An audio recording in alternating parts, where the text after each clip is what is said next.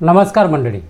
तर मंडळी, तुम्हाला माहिती आहे का, आधी जे आहे मी जेव्हा लहान होतो तेव्हा आम्हाला जे आहे 2 ते 3 लिटर जे रॉकेल आहे किंवा 3 लिटरच्यापेक्षा जास्त 5 लिटर शायद रॉकेल आहे, जे आपण केरोसिन म्हणतो त्याला, ते आम्हाला मिळत होतं. पण ते आता 2010 किंवा 11च्या नंतर ते पूर्णपणे बंद झालं, पूर्णपणेच बंद झालं, आता मिळत नव्हतं. पण आता तुमच्यासाठी एक आनंदाची बातमी आहे.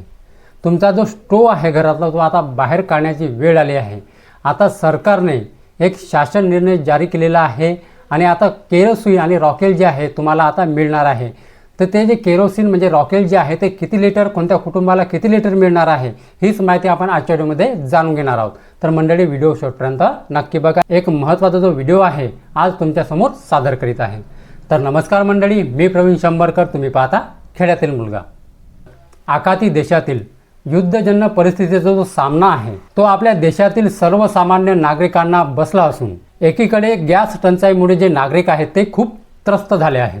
एकीकडे गॅस एजन्सीमध्ये गॅस पुरवठ्याबाबत काही नियमावली तयार करण्यात आली असून जो व्यावसायिक गॅस पुरवठा आहे तो पूर्णपणे बंद करण्यात आलेला आहे.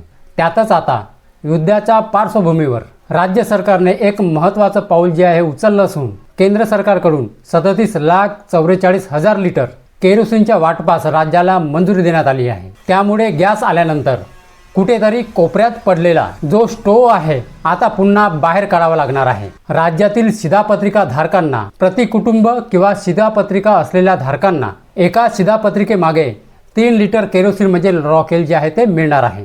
LPG तुटवड्याच्या पार्श्वभूमीवर राज्य सरकारकडून तात्पुरत्या स्वरूपामध्ये केरोसिन वाटप केले जाणार असल्याची माहिती आहे. राज्य सरकारकडून जिल्हानिहाय आवश्यक केरोसिन वितरण जे आहे ते निश्चित केले असून मार्च-एप्रिल 2026 मध्ये राज्यात तिन्ही सरकारी तेल कंपन्यांकडून जे केरोसिन आहे ते वाटप केले जाणार आहे. एकूण वाटपाच्या 85% केरोसिन पहिल्या 15 सोडण्याचे आदेश राज्य सरकारने दिले आहेत. त्यामुळे ज्या कुटुंबाकडे शिधापत्रिका आहे त्यांना प्रत्येक कुटुंबास 3 लिटर केरोसिन जे आहे, जे रॉकेल आहे ते मिळणार आहे.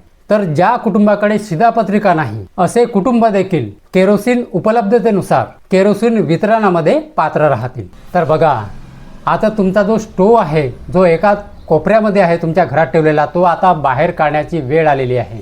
कारण आता प्रति कुटुंब एका शिधापत्रिकेमागे 3 लिटर जे केरोसिन आहे म्हणजे रॉकेल आहे ते आता एका कुटुंबाला मिळणार आहे 3 लिटर रॉकेल.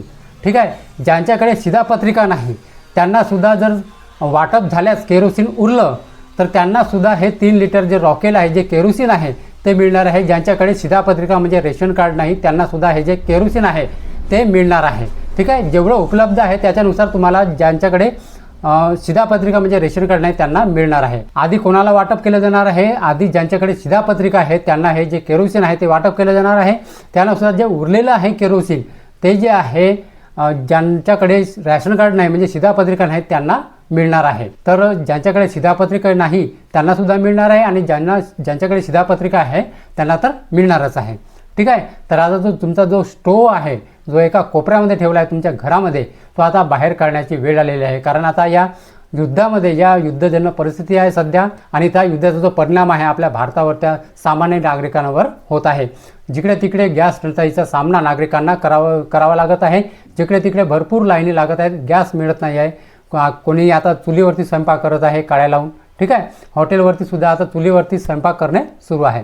तर या गॅस टंचाईच्या याच्यामुळे राज्य सरकारने शासन निर्णयसुद्धा जारी केलेला आहे. याच्याबद्दल तो GR आहे तो सुद्धा जारी करण्यात आलेला आहे. आणि आता येत्या काही दिवसामध्ये हे जे केरोसिन आहे प्रति कुटुंब 3 लिटर एका शिधापत्रिकेमागे म्हणजे राशन कार्ड मागे 3 लिटर आता हे जे केरोसिन आहे रॉकेल आहे ते आता मिळणार आहे. ठीक आहे. तर मंडळी, हा व्हिडिओ शेअर करायला विसरू नका. तर मंडळी, हीच होती आजची माहिती. तर मंडळी, माहिती जर समजली असेल आणि जर व्हिडिओ आवडला असेल तर व्हिडिओला एक लाईक करून माझ्या चॅनलला सबस्क्राईब करायला विसरू नका. तर चला मंडळी, अशीच नवनवीन माहिती आणि योजनाबद्दल माहिती घेऊन भेटूया आपण उद्याला. जय हिंद, जय महाराष्ट्र.